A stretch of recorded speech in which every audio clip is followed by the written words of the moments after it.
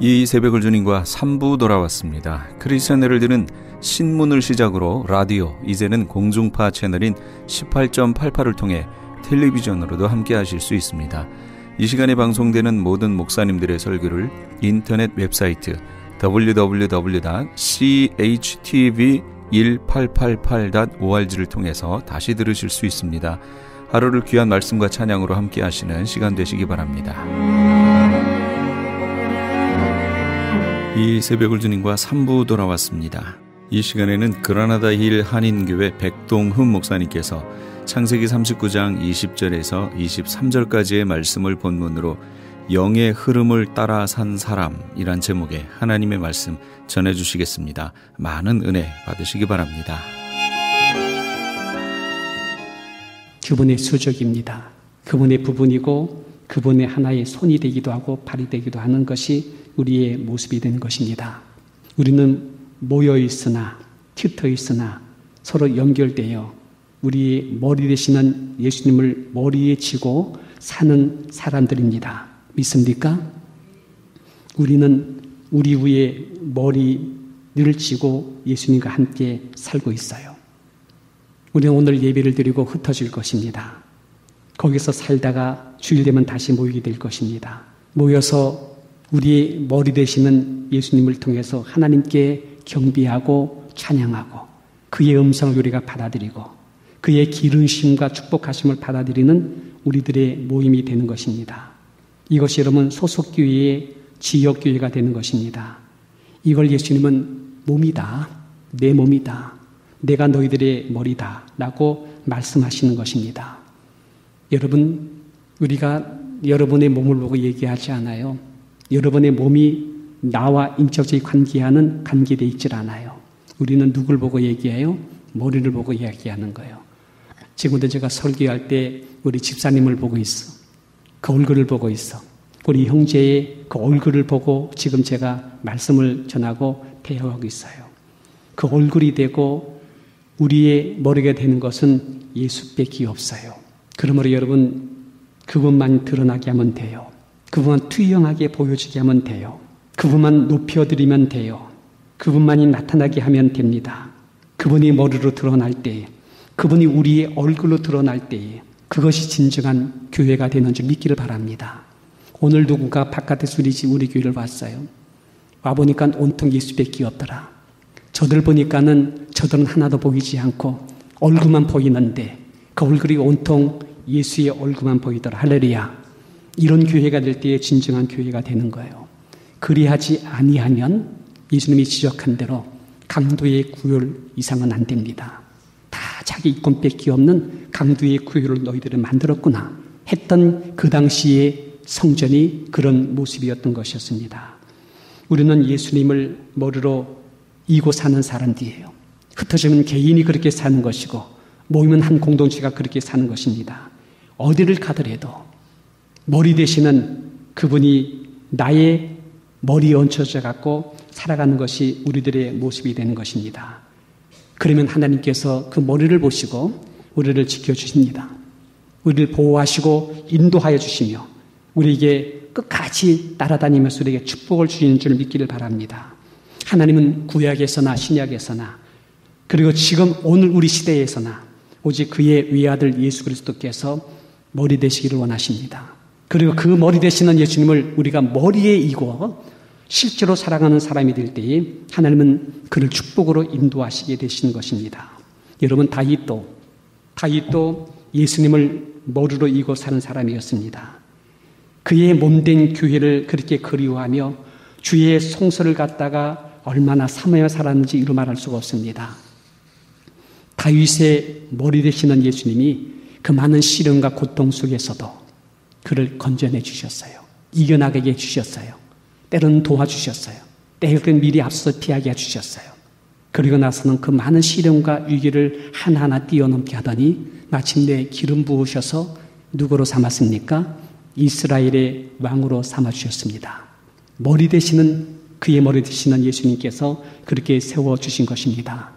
다니엘도 먼 이국 땅에 만국 백성의 어린 소년 포로가 되어 잡혀갔지만은 예수님을 그의 머리에 두고 살았습니다. 그의 몸된 성도들이 모인 공동체를 그리워하며 살았습니다. 그래서 일찍이 어린 나이에 내가 하루에 3번씩 예루살렘, 내 교회에 있는 예루살렘을 향하여 통편창을 열어놓고 내가 기도하리라. 그는 거기에서 머리를 이고 예수님을 머리에 이고서는 기도하고 경건 시간 가지며 예비하더니 머리 되시는 예수님께서 그의 일평생을 위대한 정치가로 선지자로 높이 세워주신 줄 믿기를 바랍니다. 이사야도 예수님을 그의 머리로 이고 산 사람이었습니다. 나라가 아무리 어렵다고 하더라도 내 민족은 하나님께서 지켜주신다. 나라와 민족을 위해서 내가 기도하겠다 하고 주의 몸된 교회에 와서 처리하며 기도하다가 하늘문이 열렸습니다. 천사들이 나라치는 걸 보았습니다. 그리고 머리 대신 예수님께서 그에게 기름 부으심을 통해서 소명을 받아서 그 시대에 가장 위대한 선지자의 사명을 감당해 하신 줄 믿게 되시길 바랍니다. 오늘 본문에 보게 되면 요셉도 예수님을 머리에 이고 산 사람이었습니다. 그가 어디를 가든지 머리 대신 예수님께서 항상 함께해 주었습니다.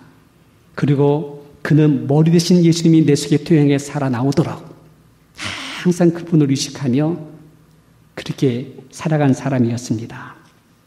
오늘 본문의 말씀을 들어가겠습니다. 여러분, 예수님을 머리에 이고 사는 사람들은 영의 사람이라, 영성의 사람이라 이렇게 정의를 내려드립니다. 왜요? 영으로 이걸 분별할 수밖에 없어. 육은 미련하여 깨닫지도 못해. 육에 속해하고 육체로 사는 사람들은 이거에 대한 개념조차도 이해할 수가 없어. 영의 사람만이 비밀을 아는 거예요. 그러므로 여러분, 이 영성인 사람들은요, 주님이 내 안에서 살아나게 하려고 한다면 여러분 꼭 기억하세요. 주님이 나의 머리 위에서 살아나도록 하려고 한다면 나를 갖다가 조용히 버려야 됩니다. 내가 주도권을 잡으면 되지 않아요. 나는 지체입니다. 팔다리입니다. 부분입니다. 내가 나를 막 주관하고 내가 설쳐대면 머리 드신 예수님께서 잠잠하게 힘없이 그냥 거기 있게 되십니다. 내가 내 안에 살아나면 머리 드신 주님께서 나타나지를 못합니다. 내가 내 안에서 나를 갖다가 잠잠히 가라앉혀야 됩니다. 이것이 여러분 침묵이에요. 이걸 갖다가 묵상이라고도 해요. 세상의 언어로다가는 명상이라도 합니다. 이걸 갖다가 우리는 경건의 훈련이다라고 말할 수 있습니다. 잠잠히 머리 대신 예수님 앞에서 내가 죽어지는 것, 내가 침묵하는 것, 그리고 그분이 나를 통해서 드러나도록 하는 것, 하나님만 잠잠히 바라보는 것, 이걸 잘 하시는 우리 성도님 되시기를 주님 이름으로 축원드립니다. 할렐루야. 여러분, 지금 우리는 너무나 소음 속에 살고 있어요. 무지무지하게 시끄러워요. 아주 많이 시끄러워요. 소음이 근원은 2개가 되는데 하나는 환경입니다. 내 환경 속에서 밖에서 들려오는 소리가 너무나 시끄럽습니다. 2번째는요, 내 안에서의 소리가 있어요. 내 안에서 너무나 산만돼 있어. 내 속에서 흐름이 갈라지는 소리들이 내 속에 너무나 많이 나오고 있어. 생각이 꼬리 물고 나옵니다. 번져 나옵니다. 그 생각이 자꾸 내서 나를 온통 혼란스럽게 만들어요. 정신적인 깊이가 자꾸 옅어지게 만들고, 우리의 정서가 자꾸 메말라지게 만들고, 내게서 나오는 언어가 자꾸 거칠어지고 각박하게 만들어갑니다. 우리 안에 너무 시끄러운 소리들이 많이 있습니다. 그런데 여러분, 예수님을 머리에 이고 사는 사람들은 그런 소리로부터 자기를 단절시키는 거예요. 문을 닫아버리는 거예요. 제일 먼저 훈련은 그것이에요. 우리 집에 무슨 사건이 터지면요, 제일 먼저 들려오는 소리가 끼어지는 소리예요. 이걸 닫는 훈련이 필요합니다. 담대하게 여러분 그걸 딱 닫아버릴 수 있는 성도님 되시기를 주 이름으로 축원합니다. 듣지 말라는 것이 아니에요. 그 소리에 영향받지 말라. 나의 심중이, 나의 마음이, 나의 평강이 거기에 깨지지 말라는 거예요. 영의 사람은 그래서 담담하다는 것이에요. 진짜 담담해져요. 그러고 여러분 좌로 치우치지 않고 위로 치우치지 않습니다. 유동함이 없고 흔들림이 없습니다. 왜요? 머리로 이고 있으신 예수님께서 중심이 잡아주고 있기 때문에. 그분이 중심력을 갖고 복음력을 갖고 흔들릴 때마다 다시 우리를 갖다가 중심에 서도록 해주고 있기 때문에 유도감이 없어지게 되는 줄 믿기를 바랍니다. 저는 이런 생애를 산 사람이 누구냐? 찾으라면 제일 먼저 추천할 사람이 누군지 아십니까? 요셉이에요. 요셉. 여러분, 요셉은요, 그의 동생 꼬마 베냐민이 태어날 때 그 엄마가 죽었어요. 요셉이 아주 어릴 때 그 엄마가 죽었어. 그래서 요셉은 계모 밑에서 자랐어요. 아버지가 너무나 안쓰러워서 이렇게 어루만져주고 어릴 때 색동옷 좀 입혀줬는데 그게 편애라고 그 형들, 덩치 큰 형들이 마음이 좁쌀 같아. 덩치 큰 형님들이 시기합니다. 질투합니다. 미워합니다. 근데 여러분, 시기하고 질투한 것이 어디까지 간 줄 아세요? 살인까지 가더라고요. 어느 날 들에서 어린 요셉이 아버지의 심부름 따라서 형님들한테 갔는데 이 성님들이 이 어린 요셉을 갖다가 잡아요. 그리고 벌거벗겨 가지고서는 노예 상인에게 팔아버립니다. 여러분, 사람이 변하면요 이렇게 무서워요. 참 무섭습니다. 그 어린 요셉이 벌거벗긴 채로 묶인 상태로 끌려갑니다. 기억 없이 끌려갑니다. 이때 이 어린 꼬마가요, 형님 하고 외칩니다. 이때 여러분, 요셉의 마음속에 굉장히 큰 상처를 받아요. 평생의 쓴뿌리가 되고 사람을 신뢰할 수 없는 상처를 받는 거예요. 왜 하필 그 사람들이 형님이야? 먼 나라, 이방 나라로 끌려가고 또 팔려갑니다. 노예가 이제는 종의 신분으로 팔려갑니다. 엄청난 축격을 받습니다. 졸지에 부모님 못 보고 떠났지요. 고향 상턴 던졌지요. 그렇게 좋아했던 형님들이 나를 팔았지요. 그리고 지금 종의 모습으로 어린 나이에 낯선 땅에 왔지요. 그리고 이젠 짐승같이 부려먹어요. 멸시천재를 받고 가장 천한 모습으로 내팽겨진 채로 지금 살고 있어요. 여러분, 윈만한 인생은요, 이렇게 되면 자살하든지 대항하다가 탈출하다가 잡혀 죽든지 아니 제분에 겨워서 헉헉거리다가 죽든지 그러게 될 것이에요. 근데 이상한 것이요, 요셉은 동요가 없었어요. 흔들림이 없었어요. 담담했어요. 그런 최악의 환경인데도 잘 적응하면서 헤쳐나가고 있었어요. 그 이유가 뭔지 아십니까? 단 한 가지예요. 위로부터 그 하나님께서 머리를 이고 사는 예수님의 은총이, 예수님의 손길이 그와 함께 하신 줄 믿게 되시기를 바랍니다. 할렐루야. 믿을 수 있겠습니까? 요셉이 좋은 믿음이 아니세요. 근데 단단하게 이 믿음 굳세라. 내가 이고 있는 예수님께서 나와 함께 하신다.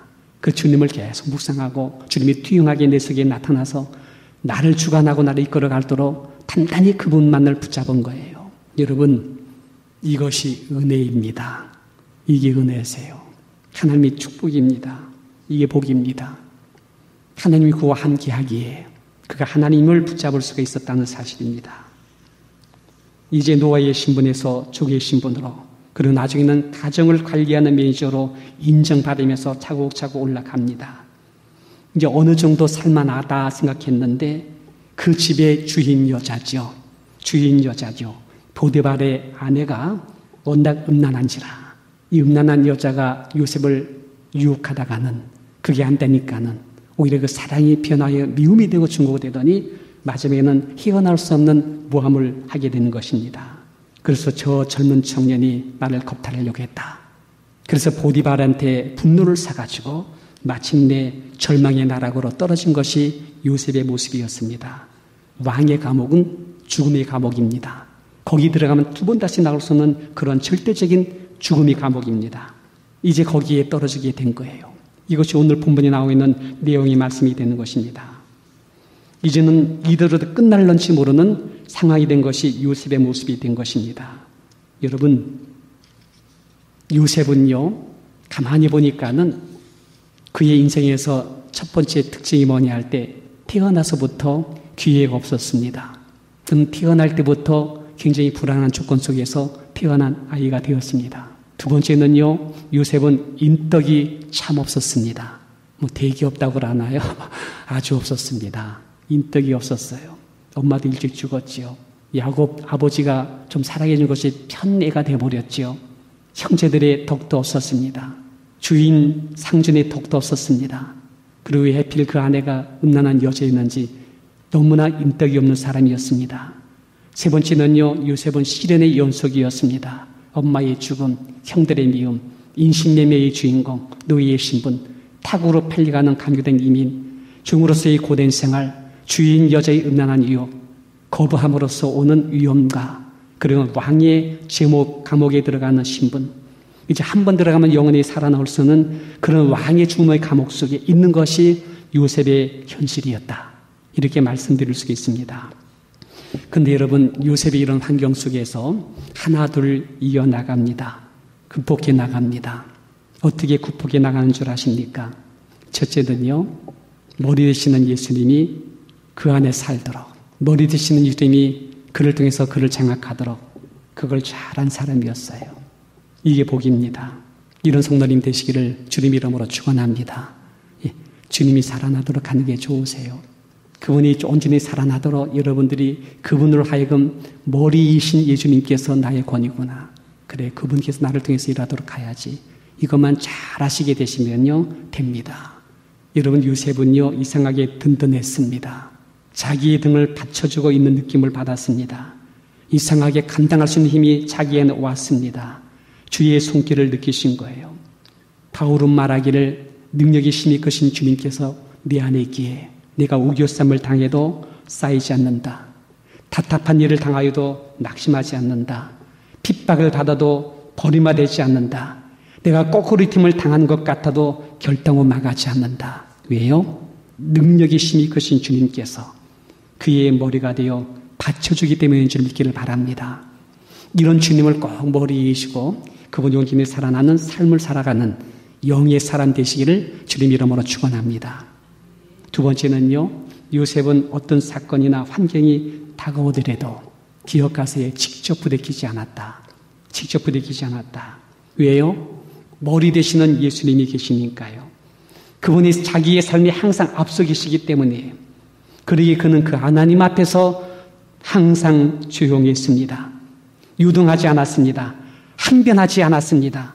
잠잠히 자신의 내면으로 스며들어가 항상 그의 마음이 영으로 잠겼습니다. 영의 생각은 항상 평강이에요. 생명입니다.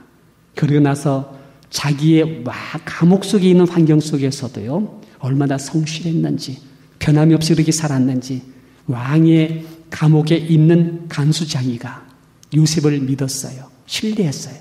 그에게 맡겼어요. 왕한 그 감옥 속에 있는 모든 재반 업무를 그에게 맡겼어요. 잘 감당해 주었어요. 이것이 여러분 하나님의 사람들의 모습이 되는 것입니다. 오늘 본문에 보게 되면 보디발은 애굽의 바로 왕의 수위 대장이었습니다. 고위층입니다. 이 고위층 되는 이 보디발이 멀리 출퇴했다가 집에 오니까 자신의 충성된 종이었던 요셉이 자기의 아내를 갖다가 강간하려고 했다, 겁탈하려고 했다는 소식을 듣게 됩니다. 아내가 막 흥분하면서 말하니까는 남편이 못 들을 수가 없지요. 그래서 요셉을 잡습니다. 애굽의 그 당시의 법에 의하면은 이런 자는요, 즉결 처분할 수가 있어요. 그리고 종이라는 것은요, 하나의 소모품입니다. 그냥 조용히 처리해도 아무런 문제가 되지 않는 것입니다. 근데 여러분, 보디발이요, 요셉을 갖다가 왕의 감옥에 넣었습니다. 보디발은 알았어요. 평소에 요셉이 어떤 사람인 것을 알았어요. 평소에 자기 아내의 분명이 어떤지를 알았습니다. 보디발은 아내에게 문제 있는 것을 알았습니다. 그러나 여러분, 더 이상 이 문제를 확대시키지 않으려고 요셉을 갖다가 왕호급에게 격리시킨 것입니다. 그래서 조용히 일을 덮고 마무리한 다음에 요셉을 갖다가 멀리 떠내보낼 심사였을 것입니다. 근데 여러분, 이때 요셉이가 억울하다고, 나는 항변하겠다고 막 떠들어대고, 그리고 이걸 갖다 바로한테 청원하겠다고 막 글을 쓰고 한다면 어떨까요? 나는 억울하다고, 나는 원통하다고, 그 여자가 나를 갖다가 강간하려고 했다고 막 얘기했다면 어떻게 했을까요? 보디발 얼굴이 화끈거릴 거예요. 이건 집안 망신다고 할 거예요. 그리고 어떻게 할까요? 아무도 모르게 요셉을 갖다가 처리할 겁니다. 근데 요셉이 전혀 반응하지 않습니다. 전혀 문제 삼질 않아요.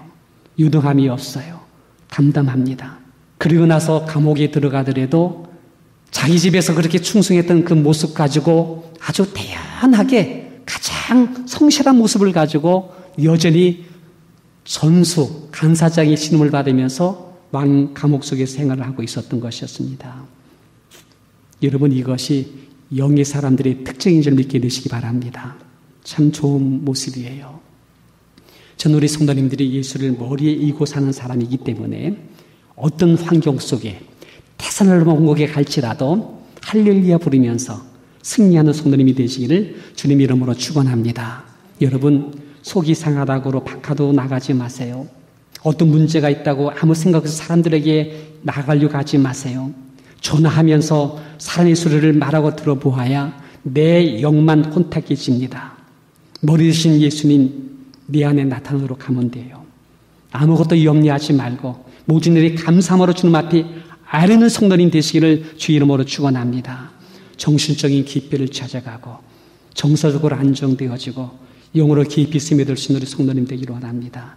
그리고 그 내면에 있는 주님께서 음성을 들려주시고 흐름을 따라줄 때 그것이 생명이고 평강이 될 것이고 그 흐름을 따라 쭉 가게 되면 하나님 놀라우신 기적 같은 역사가 일어나고도 남을 줄 믿습니다. 세 번째는요, 요셉은요, 하나님이 약속하신 경륜과 섭리를 믿고 기다리며 나간 사람이 됩니다.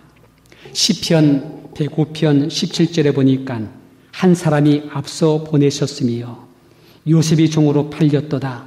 그 발이 착고에 상하고 그 몸이 쇠살에 내었으나 곧 여호와의 말씀이 응할 때까지라.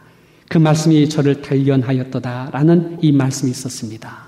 저를 단련하신 하나님께서 하나님이 타이밍이죠. 그때가 될 때까지 그를 갖다가 거기에 묶이게 하였으니 이는 여호와의 말씀을 응하게 할 때까지라 말씀을 주고 있는 것입니다. 여러분, 하나님의 경륜과 섭리는 우리 가운데 지금 있어요. 저는 우리 교회에서 목회를 20년 했는데 사실 남들에게 내놓을 만한 것이 없다고 많이들 생각하고 저도 거기에 동의합니다. 그러나 하나님의 경륜과 섭리는 반드시 그 안에 있는 줄 믿기를 바랍니다. 아멘. 우리 성도님들을 여기에 보내신 주의 놀라운 손길이 있어요. 하나님 위대한 계획이 있어요. 그 말씀이 응할 때까지 여러분 내 주어진 삶의 현장인 여기에서 충성을 다하시며 요새같이 예수님 머리에 이고 그분 온전히 살아나도록 그렇게 삶을 살게 되시기를 주님 이름으로 축원합니다. 많이 힘들지요. 많이 답답하지요. 짜증나기도 하고 원망되기도 하지요. 내가 나를 볼 때 나는 이 정도밖에 한데 나는 더 위대해 줄 수가 있는데 내가 왜 이 모양에 살아야 돼? 이런 마음도 나올런지 모르지요. 억울하기도 하고 혈기 나올 것 같지요. 그때마다 여러분 나를 잠잠히 죽이게 되기 바랍니다. 나를 잠잠히 비워놓게 되기를 원합니다. 그리고 내가 머리에 이고 있는 예수님께서 나를 통해서 온전히 그분이 살아나도록 그렇게 해주시는 우리 성도님 되시기를 주 이름으로 축원합니다.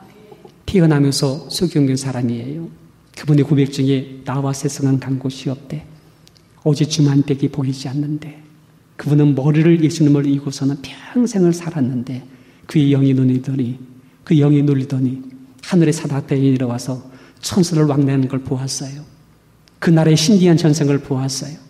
거기서 찬송가의 시를 적었는데 그 찬송가의 시가 지금 오늘날에도 우리 가운데 많이 불려지는 찬송가가 됐어. 그분이 80세가 돼가지고 어머니 달에 소경돼가지고 그 미국의 어머니상을 받을 때에 그런 고백을 했습니다. 내가 어린 갓난의 시절에 돌팔 의사가 내 눈을 다쳤다는 거예요. 그때는 그것이 원망되었는데 지금 와보니까 하나님의 손길이었다는 거예요. 내가 다시 태어난다도 내가 눈먼 봉사로 다만 예수를 내 머리에 이고 나와 세상은 간 것이 없고 오직 그분만 드러날 수 있다면 나는 이 삶을 다시 살겠다 고백했습니다. 우리 이런 아름다운 성도님으로서 세상 조금 어렵지만은 이 믿음 굳세라. 주가 지켜주신다. 어두운 밤에도 주의 밝은 빛 나를 인도하신다. 주의 뜻 헤아리기 어려울지라도 더 이상 희망이 없고 낙이 없다 할지라도 최후의 승리, 주의 경륜날이 있다.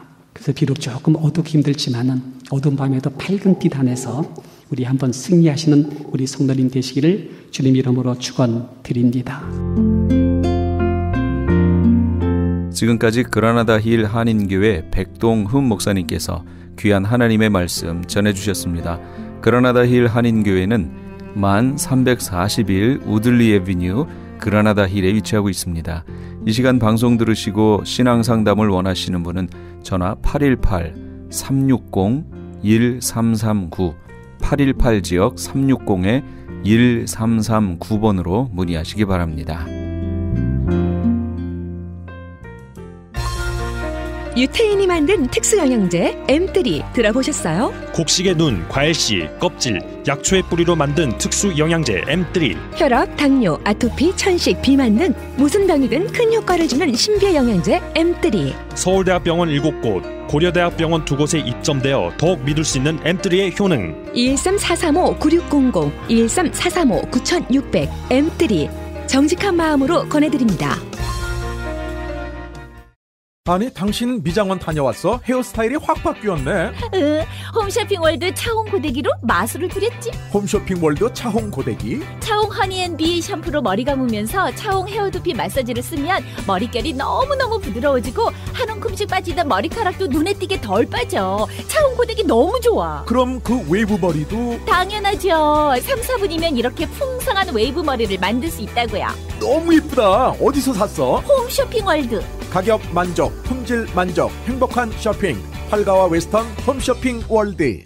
안녕하세요. 폴선입니다. 건강보험 회사들의 플랜이 해마다 바뀌는 것 아시죠? 10월 15일부터 12월 7일까지 새로운 보험에 가입하거나 변경하여 본인에게 적합한 플랜을 찾아야 합니다. 메디케어만 갖고 계신 분, 어드밴테이지 플랜을 갖고 계신 분은 무료 상담 받으세요. 수호천사보험 시니어 전문 보험 라이센스 에이전트 폴선 213-503-6897 213-503-6897. 상담은 주 7일 오전 8시부터 오후 8시까지. TTY 1800-735-2929. LA 한인타운에 있는 프레이즈 교회에서는 매주 주일 오후 2시에 요한계시록 2차 강해가 10월 말까지 진행됩니다. 이방 교회와 대체 신학으로 인해 가려진 이스라엘과는 어떠한 관계가 있는가? 우리가 왜 이스라엘을 알아야 하는가? 이스라엘을 통해 약속하신 하나님의 시간표는 어떻게 되는가 등 말세를 사는 우리들이 지켜보고 준비해야 하는 것들이 무엇이 있는지를 함께 고민하고 나누는 시간이 될 것입니다. 요한계시록 강의를 듣기 원하시는 성도님들은 2668 웨스트 피코 블루버드, 피코와 캔모어가 만나는 곳에 있는 프레이즈 교회로 오시거나 전화 213-700-9833 213-700-9833번으로 문의하시기 바랍니다.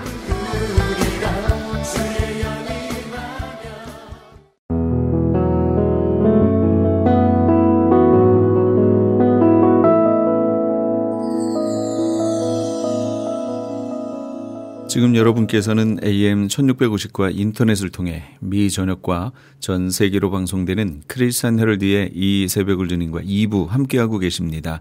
방송 시간과 설교 편성표는 크리스찬 헤럴드 신문 주간 편성표나 홈페이지 chtv1888.org에서 확인하실 수 있습니다. 계속해서 이 시간에는 나성 서부교회 서건오 목사님께서 출애굽기 15장 22절에서 27절까지의 말씀을 본문으로 나는 너희를 치료하는 여호와라 란 제목의 하나님의 말씀 전해주시겠습니다. 많은 은혜 받으시기 바랍니다. 사람이 떡으로만 사는 것이 아니요 여호와의 입에서 나오는 모든 말씀으로 산다는 것을 깨닫게 하고 가르치기 위해서, 훈련하기 위해서 광야로 인도하셨다라고 말씀을 하셨습니다. 특별한 훈련의 목적이 있기 때문에 지름길이 아니라 한참 돌아가는 길이지만 광야의 길로 인도하셨다는 것입니다. 실제로 보면 이스라엘 백성들은 몸은 애굽을 떠났습니다. 그러나 그들의 마음과 생각은 온통 애굽에 관심이 있었습니다. 조금만 어렵고 불편하면 그 입에 불쑥불쑥 튀어나오는 말이 애굽 생활이었습니다. 그때가 더 좋았는데, 그때는 고기 가마니를 걸어놓고 실컷 먹을 수 있는데 이게 뭐냐? 항상 그들 마음 가운데는 애굽에 대한 가치관, 애굽에 대한 문화와 그것이 가득 차 있었습니다. 하나님은 그런 모습으로 가나안으로 들어가게 하지 않으십니다. 그 모든 세상의 가치관을 내려놓고 하나님이 원하시는 그 믿음과 기준을 가지고 그 땅에 들어가야 가나안 땅에 하나님이 원하시는 하나님의 나라를 펼칠 수 있지 않겠습니까? 그래서 하나님은 그들을 광야 생활을 통해서 하나님의 사람으로 거룩한 주의 백성으로 빚으시는 순간이라는 것입니다. 성경에서 애굽은 세상을 상징하는 나라입니다. 오늘도 우리는 몸이 교회에 와 있지만 우리의 가치관과 관심은 온통 세상에 가 있을 수 있습니다. 옛날 말에도 그런 게 있잖아요. 몸은 여기 있지만 마음은 콩밭에 가 있다고. 그렇죠? 몸은 여기에 와 있지만 우리의 관심과 실제 가치관은 세상의 가치관을 따라가는 경우가 얼마든지 가능하다는 겁니다. 여러분 어떻습니까? 하나님의 관계하고 내 소유의 많고 적음을 본다면 어느 것을 또 우선 가치로 두고 그것을 추구하겠습니까? 많은 사람들 이야기합니다. 하나님의 관계도 중요하지만 우선 내가 먹고 살아야 하지 않겠느냐라고 말하며 소유의 많고 적음, 이 세상의 성공만이 우월한 가치에 두고 그것을 추구하고 산다면 그 사람은 애굽의 가치관을 여전히 갖고 있는 사람이라 할 수 있습니다. 십자가보다는 성공이 더 좋게 보이고 자기를 부인하고 자기 십자가를 지고 예수님을 쫓는다. 아니 그런 미련한 삶을 왜 살아? 라고 생각하며 그런 사람들을 비웃는 것은 자기 속에 이 가치관이 아직도 애굽과 세상을 내려놓지 못한 모습이라는 겁니다. 하나님께서는 분명히 말씀하고 계십니다. 야고보서 4장 4절 보니까 그런즉 누구든지 세상과 벗하는 자는 하나님과 원수가 되는 것이라 하셨습니다. 세상과 벗이 되는 것은 하나님과 원수가 되는 것이다. 내가 세상과 점점 가까워지면 가까워질수록 하나님과는 멀어지는 겁니다. 내가 하나님과 점점 가까워지면 세상은 나로부터 멀어지게 되어 있는 것입니다. 사랑하는 성도 여러분, 얼마나 많은 사람들이 아직도 세상의 가치관을 그대로 가지고 세속화된 채 세상을 닮아가는 모습으로 여전히 그리스도인이라는 이름 하나 붙들고 신앙의 명목을 이어가는 사람이 얼마나 많이 있습니까? 오늘 저와 여러분 십자가의 신앙으로 부활의 신앙으로 무장하는 참된 하나님의 사람 되기를 주님의 이름으로 축원합니다. 이게 하나님이 원하셨던 거예요. 그래서 이스라엘 백성들이 가나안으로 빨리 갈 수 있지만 너희들이 먼저 바뀌어야 돼. 가치관이 애굽에 대한 모든 가치관을 내려놓고 하나님의 말씀, 온전한 믿음을 가져야 그 가나안에 들어가서 내 뜻을 펼칠 수 있다는 걸 아시고 광야길을 통하여 그들의 가치관을 바꾸어 주셨습니다. 우리 인생도 보면 평탄한 길을 걷는 사람이 있고 곤고하고 힘겨운 길을 걷는 사람이 있습니다. 내 힘으로 건널 수 없는 바다를 만나는 사람이 있고 끝없는 뜨거운 사막길을 홀로 걸어야 하는 같은 고독과 힘겨운 삶을 살아가는 사람들이 있습니다. 그러나 어떤 환경과 처지를 넘어서서 우리가 주님의 손을 붙들고 있다면, 우리의 시선이 예수님을 주목하고 있다면 하나님이 우리를 생명사고로 감싸주실 것입니다. 그런 그림이 있지 않습니까? 처음에는 2명의 발자국이 있는데 잠시 지나 보니까 발자국이 하나밖에 없는 거예요. 그 그림을 보고 주님께 묻습니다. 주님, 아니 내가 좀 잘 나갈 때, 편안할 때는 왜 발자국이 둘인데 내가 그렇게 힘들 때는 발자국이 하나밖에 없습니까? 그렇게 묻는 그는 그 발자국 하나가 자기 발자국이라고 생각했던 거죠.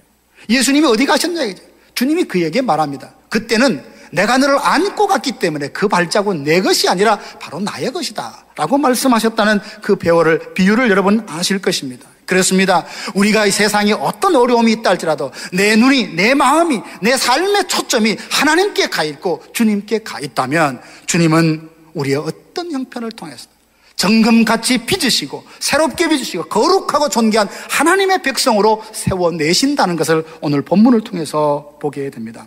그러므로 여러분, 인생의 광야를 만났습니까? 계획하지 않았던 인생의 강도를 만나서 병을 얻고 사업이 실패하고 관계에 어려움을 당했습니까? 그때 절망하지 마시길 바랍니다. 감사하시길 바랍니다. 하나님께서 이 광야를 통하여 나를 낮추시고 겸손하게 하셔서 하나님께서 주시는 복을 누릴 수 있는 사람으로 빚어가고 있는 계기다, 그 시간이라고 믿으면 틀림이 없을 것입니다. 하나님이 이스라엘 백성을 이렇게 고치시고 회복하고 있는 과정 중에 있었습니다. 두 번째는 하나님께서 이스라엘 백성을 고치시고 싶었던 것은 원망하고 불평하는 잘못된 태도입니다. 여러분, 기적의 장소, 놀라운 장소, 거기 있으면 그 이야기를 계속 반복하고 나누면서 깔깔거리며 그 자리에 머물고 싶은 것이 사람의 본래 마음이 아니겠습니까? 예수님께서 변화산에 베드로와 야고보와 요한을 데리고 변화산에 올라가셨습니다. 베드로가 제자들이 뻑뻑 졸다가 눈을 떠보니까 자기 눈앞에 펼쳐진 광경이 희한하고 놀라운 겁니다. 예수님께서 이 세상에 어떤 세제로도 빨 수 없을 만큼 하얀 옷으로 그렇게 변화되신 거예요.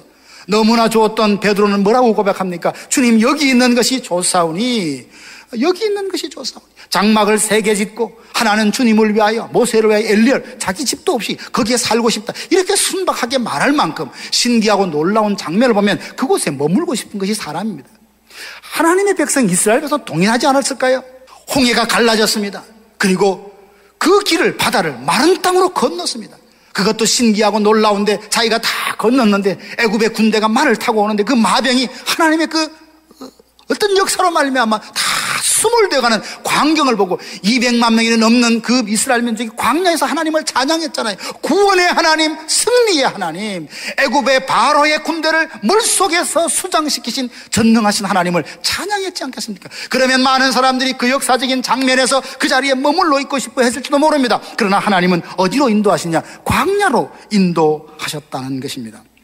그것이 어디냐 하면 22절 보니까 수르 광야로 들어갔는데 사흘 길을 갔는데 물을 찾지 못했던 겁니다. 겨우 찾았던 물은 마라의 연못이라고, 그 물을 떠먹으니까 너무 써서 마실 수가 없었던 것입니다. 이때 백성의 반응을 보십시오. 24절 보니까 백성이 모세에게 원망하여 이르되 우리가 무엇을 마실까?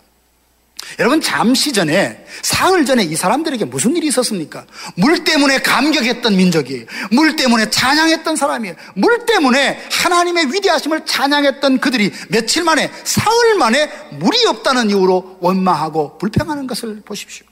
여러분, 원망과 불평은 그냥 인간절의 습관이기 전에 영적인 질병입니다. 민수기서 11장 1절을 보니까 하나님이 들으시기에 악한 말로 원망하매 라고 했습니다. 하나님은 우리 말하는 것을 듣고 계시다는 거 여러분 아십니까? 이걸 의식하면 참 두려워요. 은밀한 대화까지도 하나님이 다 우리의 말을 듣고 계신다는 겁니다. 그 중에 하나님이 들으시기에 악한 말은 바로 이 원망과 불평이라는 겁니다. 왜 하나님께서는 원망과 불평하는 것을 고치시려 하십니까? 그것은 불신앙이 때문이고 그런 삶에는 삶의 문제를 해결할 수 있는 열쇠가 되지 못하기 때문입니다. 민수기 11장 11절에서 15절 보니까 이스라엘 백성들이 이제 하늘로 내려오는 만나를 먹고 광야를 통과하는데 만나만 먹기 좀 지루했어요. 그래서 원망을 하기 시작합니다. 고기를 좀 먹게 해달라고. 아주 힘이 그냥 기력이 쇠어서 죽겠다고 그렇게 원망을 하고 있습니다. 이때 모세가 하나님 앞에 기도합니다. 하나님, 어찌하여 종을 이렇게 괴롭게 하십니까? 이 백성이 어떻게 나로 하여금 짐을 지게 하십니까? 내가 이 사람을 배웠습니까? 이 사람을 낳았습니까? 라고 말하며 그는 마지막으로 뭐라고 말하는가 하니, 이 내 책임이 너무 중하여 견딜 수 없습니다. 차라리 나로 죽여 이 공고한 것을 보지 않게 하여 주옵소서. 이스라엘 백성이 하도 원망하고 불평하니까 거룩한 사람, 사명의 사람, 성령의 사람이 모세도 그만 하나님 앞에 죽고 싶다고 토로할 만큼 힘겨운 상황이 되고 말았습니다. 누군가를 향하여 원망하고 불평하는 그 사람도 마음이 힘들지만 그 원망을 듣고 있는 사람도 그렇게 힘들다는 것입니다. 민수기 20장에 보면 물이 없어가지고 이스라엘 백성들이 막 원망합니다. 모세가 하나님께 기도했더니 한 반석을 가리키고 그것을 이렇게 가리키라라고 말씀하셨는데 너무가 화가 나는 거예요. 이 모세가 도대체 이 백성은 언제 이 원망과 불평을 멈추겠느냐, 그런 마음이 화가 나자 반석을 보고 그만 2번 두들기면서 이 반석에서 물을 내라 화를 내버린 거예요. 하나님이 원하신 것은 지팡이를 가르쳐서 하나님이 영광을 받으시는 것을 원하셨는데 그만 그 일로 통하여 하나님의 영광을 가리운 거예요. 모세가 40년 동안 이스라엘 백성을 인도했던 지도자 아닙니까? 그런데 눈에 뻔히 가나안을 보고도 가나안에 들어가지 못한 이유가 바로 이 불순종 때문에 그랬다는 겁니다. 누군가를 향하여 끊임없이 원망하고 불평하면 원망하는 그 사람도 힘들지만 듣는 영적인 지도자는 곤고함에 빠질 수 있다는 것을 성경이 말해줍니다. 그래서 히브리서 13장 17절 보니까 너희를 인도하는 자들에게 순종하고 복종하라. 그들은 너희 영혼을 위하여 경성하기를 자신들이 청산할 자인 것 같이 하느니라. 그들로 하여금 즐거움으로 이것을 하게 하고 근심으로 하게 하지 말라. 그렇지 않으면 유익이 없다라고 했습니다. 영적 지도자들에게도 부족함이 있고 약함이 있습니다.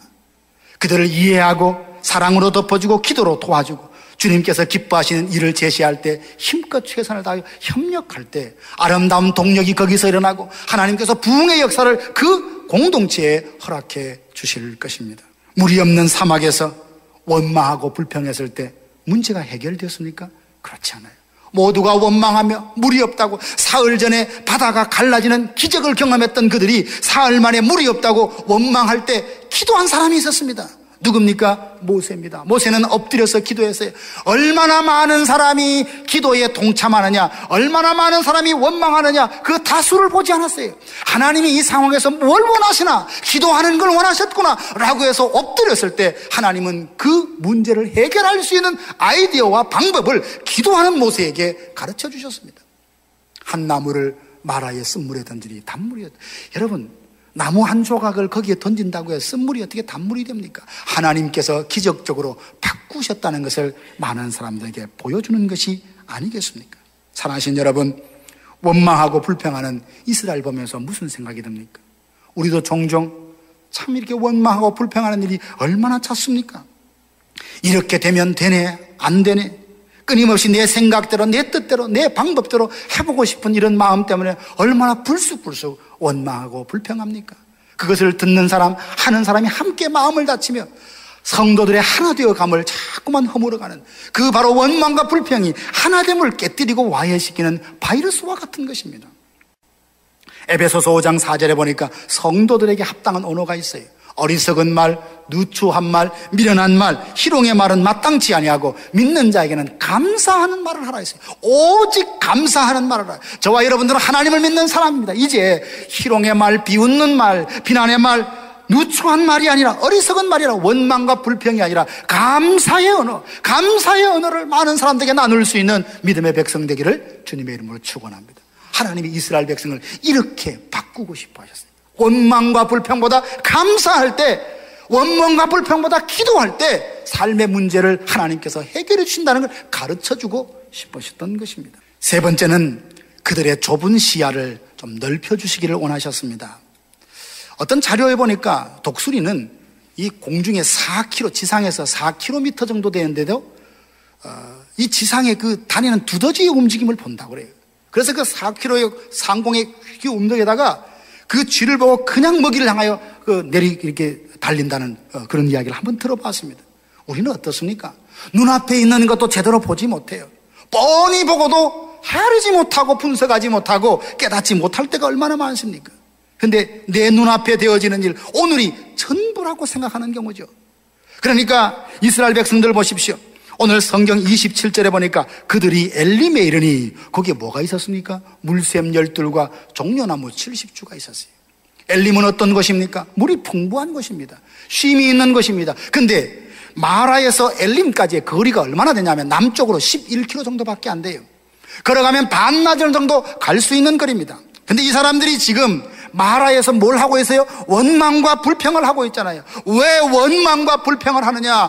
하나님은 바로 코앞에 11km 앞에 엘림에 모든 걸 준비해 놓고 계시는데 그걸 모르는 겁니다. 그걸 못 보는 겁니다. 그걸 믿지 않는 겁니다. 그러니까 내 발등에 있는 내 오늘의 현실에 마라에 있으니까 이걸 원망하고 불평하는 것이면 믿음의 사람은 마라를 넘어서 엘림을 보는 사람이에요. 마라를 넘어서서 엘림이 준비되었던 하나님의 계획하심을 보는 겁니다. 그래서 이 믿음의 사람은 마라에서도 찬양을 합니다. 마라에서도 감사를 합니다. 하나님의 나를 향한 계획은 여기가 끝이 아닐 거야. 종착역이 아닐 거야. 질병이든 사고든 실패든 아픔이든 어떤 것이라도 하나님이 살아계시다면 마라는 내 인생의 끝이 아닐 것이다. 언젠가 회복의 엘림으로 인도하실 것이다. 이 믿음을 갖고 살기 때문에 마라에서도 노래할 수 있습니다. 이게 성도의 매력이고 성도의 능력입니다. 하나님은 이스라엘 백성들에게 그걸 훈련하고 가르쳐주고 싶었던 겁니다.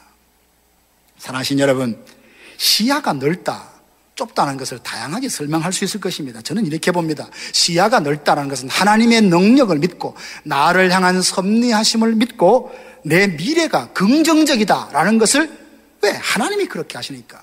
로마서 8장에 보면 합력하여 선을 이룬다 하셨잖아요. 하나님이 지금은 업다운이 있지만 결국 과정을 보면 서서히 전진하고 상승하고 있도록 하나님이 이끌어 가신다는 걸 믿는 거죠.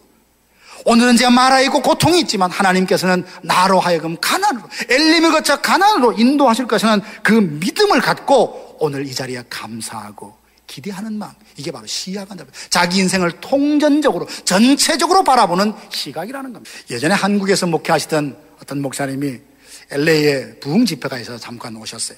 워낙 바쁜 스케줄 때문에 멀리 여행은 못 다니시고 한인타운의 어느 한인 마켓에 들어가셨어요. 그렇게 보니까 거기만 잠깐 둘러보시고 다시 집회 일정에서 집회를 하시고 한국을 가셨어요. 근데 이제 그분이 자기 교회 가셔서 설교를 그렇게 하셨어요. 나 LA 다녀왔다고. 나 LA 다녀왔다. 미국이 이렇더라 라고 이제 설명을 하는 것이 동영상에 들어왔는데, 미국 사는 사람이 그걸 들어보니까 기가 막힌 거 아니겠습니까? 그 목사님은 뭘 봤어요? 한인 마켓 하나만 봤는데 그게 미국 전체라고 자기는 강대상에서 설명을 한 거예요. 미국 사는 사람들이 얼마나 웃기는 거예요. 그분이 잘못 본 거 아니에요. 그죠? 거짓말 한 거 아니에요. 그런데 뭡니까? 부분을 전체로 생각했던 것이 문제가 아닙니까? 바로 그와 같아요. 우리 인생에 내가 마라의 선물이 있어요. 나는 분명히 마라예요. 분명히 눈물 나는 현장이고 고통스러운 것이지만 이게 전부가 아니라는 거예요. 내 인생 여기서 끝이다, 내 인생 여긴 다야 라고 말하는 사람이 아니라 잠시 코앞에는 하나님이 우리 인생에 엘림을 준비하고 계실 것이다, 이걸 믿고 한 걸음 두 걸음 주님과 함께 나아가는 사람, 이게 바로 믿음의 사람이라는 거예요. 하나님이 이런 믿음의 사람으로 고쳐보고 싶은 겁니다. 사랑하신 여러분, 이제 너무 근시한 적으로 내 발등에 오늘 일어난 일이 전부인 것처럼 아둥바둥 그렇게 울고 통곡하지 마시고, 오늘 비록 아픔이 있고 눈물이 있다 할지라도 내 하나님 전능하신 분이고 살아계시니 하나님께서 선의대로 인도해 가실 것이다. 그분을 믿읍시다. 그리고 그분께 우리의 인생 모든 것을 올려드린다면 하나님이 멋지게 빚어내실 줄로 믿습니다. 그러면 하나님께서 이스라엘 백성들로 하여금 그들을 치유하신다, 치료하신다인데 어떤 방법으로 치료하시냐? 세 가지로 요약을 하면 그들을 회복시킨 것은 기적이 아니라 말씀이었습니다. 말씀이었어요. 왜냐하면 기적이 정말 그들을 믿음의 사람으로 세우고 치유했다면 홍해까지 건넜는데 그만한 기적이 어디 있겠습니까? 그러면 홍해를 건넌 사람은 다 온전한 믿음이 되었어야 되는데 그들이 홍해를 지나가고 찬양을 했지만 사흘 만에 원망하는 모습을 보지 않아요. 기적을 본다고 해서 믿음이 강해지는 거 아니에요. 그냥 새로운 것을 봤다, 마음에 설레는 이야기거리는 있지만 기적은 뭐냐 하면 말씀을 깨닫게 하는 도구지 기적 자체가 우리에게 믿음을 일으키는 건 아니에요. 예수님께서 베세다 들녘에 많은 사람들이 모여 있는데 그들이 지금 먹을 것이 없는 거예요. 오병이어의 기적을 베풀었습니다. 그 무리들이 그 기적을 경험해서 예수님이 나누어주는 그 떡을 먹었습니다. 그렇지만 그들의 믿음이 온전했습니까? 그렇지 않아요. 그 기적을 봤습니다. 한센 병장들이 낫고, 그리고 안전병이들이 일어나서 걷기도 하고, 소경이 눈을 뜨고, 이런 신기한 기적을 많이 무리들이 봤지만 그 무리들이 마지막에 예수님을 빌라데 법정에서 예수를 십자가에 못 박으라고 외친 사람이 그 무리들입니다. 어떻게 이럴 수 있냐요? 그들은 기적을 봤지만 그 마음이 길가와 같고 돌짝밭과 같고 가시밭과 같은 마음으로 하나님의 말씀을 안 들었던 거예요. 듣기는 했지만 그것을 깨닫지 못했던 거예요. 깨달았더라도 하나님 말씀도 살지 못했던 거예요. 결국 그러니까 그들은 기적을 봤지만 결국 예수님을 등지고 예수님을 십자가에 못 박는데 동조하는 사람이 되어버린 거예요. 사랑하신 여러분, 희한하고 신기한 것 추구하는 그런 신비주의에 나간다면 새로운 것은 보지만 그것 자체가 우리의 믿음과 인격을 다르게 하는 것이 아니라 하나님의 생명의 말씀, 이 말씀이 내 인격에 부딪힐 때, 그 하나님의 말씀이 내 인격에 와 닿을 때, 그때 내 믿음과 내 삶의 모든 것이 회복되고 치유되는 줄로 믿습니다. 그래서 시편 107편 20절 보니까 저가 그 말씀을 보내어 그들을 고치사 그 위경에서, 위험하고 험한 위경에서 건져내신다라고 약속의 말씀을 주셨습니다. 시편 19편 7절 8절에도 보니까 하나님의 율법은 완전하여 영혼을 소생하고 여호와의 증거는 확실하여 우둔한 자를 지혜롭게 하고 여호와의 교훈은 정직하여 마음을 기쁘게 하고 여호와의 계명은 순결하여 눈을 밝게 한다. 여러분, 치유와 회복이 뭡니까? 눈이 밝아지는 것, 우둔한 자가 지혜롭게 되는 것, 그리고 영혼이 소성함을 얻는 것, 마음의 기쁨을, 이게 회복이잖아요. 무엇이 회복한다 했습니까? 여호와의 증거, 여호와의 율법, 여호와의 말씀이 우리에게 아둔한 자로 하여금 지혜롭게 하고, 그리고 마음을 기쁘게 하고, 눈을 밝게 하고, 영혼을 소생한다 했잖아요. 그러므로 저와 여러분들은 날마다 하나님 말씀을 묵상하십시오. 그저 성경을 장식품으로 들고 다니는 것이 아니라 그 말씀을 에스겔이 뭐랍니까? 먹고 가서 전해라. 그냥 머리로 이해하고 이성적으로 지식적으로 받는 것이 아니라 그것을 먹어서 나와 말씀이 인격적으로 하나가 되게 하라는 말입니다. 그때 그 말씀은 나를 세웁니다. 나를 치유해, 나를 새롭게 하는 것을 경험하게 될 것입니다. 또 하나는 뭐냐 하면 성령으로 말미암아 우리를 치유하십니다. 에베소서 3장 16절 보면 그의 성령으로 말미암아 너희 속사람을 능력으로 강건하게 하신다. 여러분, 이 세상에 우리의 속사람까지 강하게 해주는 그 보신, 그 보약이 있습니까? 우리 한의사들도 계시는데 그런 보약이 있나요? 아마 개발하면 대박이 날 겁니다. 속사람까지 강건해 준다는. 그런데 이 세상에 어떤 약재든 어떤 것도 우리의 속사람을 강건케 하고 회복시켜서 성령의 역사라는 것입니다. 하나님은 성령을 통하여 하나님의 말씀을 통하여 우리 안에 하나님의 사람으로 회복하고 치유해 내시는 분이십니다. 그러면 날마다 성령을 의지하세요. 성령의 사역에 민감하십시오. 성령을 근심시키지 말고 성령의 생각을 소멸하지 말고 그분이 내 안에 주시는 생각을 따라 성령과 함께 동행하면 그분이 나를 하나님의 사람으로 거룩한 주의 백성으로 빚으시고 세우실 줄로 믿습니다. 그리고 고린도후서 5장 17절 보면 그런즉 누구든지 그리스도 안에 있으면 새로운 피조물이라 이전 것은 지나갔으니 보라 새 것이 되었다. 예수님 안에 있을 때 우리가 새로운 피조물로 거듭난다고 했습니다. 성경에 보면 예수님 안, 이 말이 참 많습니다. In Christ라는 말이 참 많은데 이게 알듯 하면서도 설명이 좀 어렵죠. 예수님 안에 있다는 게 뭘까? 주님과 내가 온전히 연결되어 있는 것을 말합니다. 이건 비유로 보면 젖붙임과 기가 막힌 말입니다. 우리는 돌감람나무 같은 거 열매 맺을 수 없어요. 그런데 참감나무 대신 예수님의 그 가지에 젖붙임을 당하여서 예수님으로부터 그 뿌리의 진액을 받는 것을 말해요. 예수님 안에 있다는 것은 주님의 말씀이 이론이 아니라 내 인격 속으로 들어와서 나를 스며들고 나를 새롭게 하는 그것을 말하는 것입니다. 나는 포도나무요 너희는 가지니 너희가 내 안에 있으면 많은 열매를 맺고 나를 떠나서는 아무것도 할 수 없다고 하셨지 않습니까? 날마다 주님과 함께 거하시고 함께 동행함으로 더러운 것이 깨끗하여지고 연약함이 강건해지고 가난함에서 부유해지는 이런 회복이 여러분 가운데 있기를 주님의 이름으로 축원합니다. 오늘 말씀을 통해서 우리는 하나님을 만났어요. 어떤 하나님이요? 나는 너희를 치료하는 여호와다. 나는 너를 치료하는 하나님이시다. 육체의 질병, 마음의 상처, 영혼까지 치유하시고 회복하신다고 약속을 하고 계십니다. 여전히 아직도 세상을 사랑하고 세상적인 가치관을 붙들고 살아갑니까? 수없이 다짐해도 물쑥불쑥 원망과 불평이 튀어나옵니까? 눈앞에 보이는 것이 전부인 줄 알고 거기에 마음이 다 빼앗겨서 절망하거나 과대 망상에 빠져서 교만한 마음을 삼고 있습니까? 하나님께서 친히 말씀하셨습니다. 나는 너희를 치료하는 여호와다. 이제 우리의 전 존재를 하나님 앞에 내어드리며 나를 고쳐주세요, 나를 회복해주세요 하고 나를 그분의 손에 맡겨드리면 하나님은 우리를 거룩한 주의 백성으로 하나님의 사람으로 정금같이 빚어내실 것입니다. 이 회복을 저와 여러분이 경험하게 되기를 주님의 이름으로 축원합니다. 지금까지 나성서부교회 서건호 목사님께서 하나님의 말씀 전해주셨습니다. 나성서부교회는 하나님께 기쁨이 되는 교회라는 비전 아래 영적 생명력이 넘치는 교회, 예수님을 닮아가는 교회, 영적 리더십을 발휘하는 교회를 추구하고 있습니다. 이 시간 방송을 들으시고 신앙에 도움을 받기 원하시는 분들은 323-937-7323 323지역 939-7323번으로 문의하시거나 1218 사우스 페어팩스 애비뉴 로스앤젤레스에 위치한 나성서부교회로 오시기 바랍니다.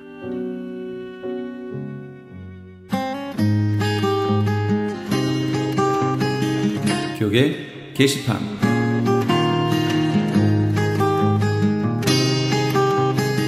CHTV 18.88 창립 1주년 및 크리스천 헤럴드 39주년을 기념하여 아름다운 가을밤을 수놓을 찬양제가 열립니다. 일시는 10월 2일 주일 오후 5시이며 장소는 나성한인교회입니다. 좀 더 자세한 문의는 크리스천 헤럴드 전화 213-353-0777 213지역 353-0777번으로 하시기 바랍니다. 월드미션 대학교에서 선교적 교회를 위한 학술 세미나를 개최합니다. NGO와 선교라는 주제 아래 선교적 교회는 오늘날 어떠한 형태로 사명 감당을 할 것인가? NGO란 무엇인가? NGO를 통해 어떻게 선교할 수 있는가, NGO는 사회에 어떠한 영향을 미칠 수 있는가 등의 내용을 함께 나누게 될 이번 세미나의 일시 및 장소는 10월 4일 화요일과 6일 목요일 양일간 오후 7시 30분부터 9시 30분까지 월드미션 대학교 6층 채플실입니다. 강사는 전 국제구호개발 NGO의 월드 휴먼 브릿지 사무국장이셨고 현재 WHH재단 설립 추진단 임진기 사무총장입니다. 세미나 참가에 대한 좀 더 자세한 사항은 전화 213-388-1000, 213지역 388-1000번으로 문의하시기 바랍니다. 소망 소사이어티에서 야드 세일을 개최합니다. 이번 행사는 소망 소사이어티에서 진행되고 있는 치매 사역을 한인 커뮤니티에 널리 알려 실제로 도움이 필요한 환자나 가족에게 정보를 주기 위함이고, 또한 이 기회를 통해 소망 소사이어티에서 장려하고 있는 기부 문화에 대한 인식을 새롭게 하고 관심 있는 사람들의 참여를 독려하고자 함입니다. 장소는 라팔마 워커 스트리트에 있는 라팔마 한인 연합 감리교회 장소 호언을 얻어 진행되며, 야드 세일에 물건을 기증하기 원하시는 분은 소망 소사이어티 사무실 전화 562-977-4580, 562지역 977-4580으로 연락 주시면 되고, 물건은 10월 7일 금요일까지 기증받습니다. 그리고 야드 세일에 오셔서 물건을 구입하기 원하시는 분은 10월 15일 토요일 오전 7시부터 오후 2시까지 진행될 예정입니다. 좀 더 자세한 사항은 562-977-4580, 562지역 977-4580으로 연락 주시기 바랍니다. 주 예수 사랑교회를 담임하고 계신 김준식 목사의 두 번째 책인 창세기 원역사의 비밀 출판기념회가 세계 아거페 선교교회 친교실에 서 있습니다. 김준식 목사의 21세기 세계 동향을 계시록의 시각으로 해석하는 요한계시록이 증언이라는 제목의 책을 펴신 바 있습니다. 이번 출판기념회 일시는 10월 22일 토요일 오후 6시이며 장소는 세계 아거페 선교교회 신축 본당에 있는 친교실입니다. 저녁 식사가 준비되어 있으니 오셔서 축하해 주시고 만찬도 나누시기 바랍니다.